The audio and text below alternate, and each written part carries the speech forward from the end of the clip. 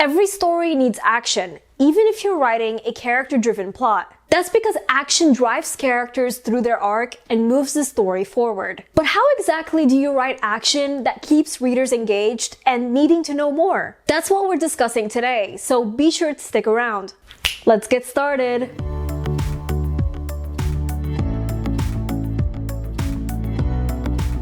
Hey guys, Nour here and welcome back to my channel. For those visiting for the first time, hello! I'm the fantasy author of the novel Divinity Falling. If you haven't yet, be sure to subscribe for awesome writing advice videos that will help you take your story to the next level. So learning how to write action that keeps readers on the edge of their seats is important for any aspiring author. Whether you're writing an action adventure, coming-of-age story, or anything in between, action is essential. Because without action, you don't have a plot. You just have characters who do nothing, which I think we could all agree is boring. So here's how to write engaging action. Number 1. Set high stakes and clear goals. Start by coming up with high stakes for your characters and figuring out what you want to accomplish with the action scene. Even if your story is more on the calm side, you want your characters to face high stakes. For example, this could be having to make a big decision that will change the course of their life. And if they make the wrong decision, things might not be great, or they might lose something. So even though the story is calm, there are still consequences at play. In more action-heavy stories, the high stakes might be a life or death situation or a race against time. Just be sure to make it easy for readers to understand what's at risk and what characters are trying to achieve. Number 2, create immersive descriptions and sensory details. Descriptive language is always a must for immersing readers in the action. You want readers to feel like they're there in the scene because that's going to make them feel on the edge of their seats. And the best way to do that is by engaging your readers' senses. Using very detailed words, allow your readers to see, hear, feel, and even taste and smell what's going on in the scene. Are your characters throwing food at each other during an argument? Describe what that looks, smells, and sounds like. Are your characters standing near a train station? Describe that. No matter where your characters are or what they're doing, use sensory details to describe the scene. Number 3, concentrate on pacing and tension. How you pace the scene can either keep readers on the edge of their seats or falling asleep in their chair. So be sure to control the pacing to maintain tension. So instead of writing scenes that only focus on action and nothing else, or only focus on character development and dialogue and nothing else, be sure to mix things up. That means you write a scene full of high-intensity action,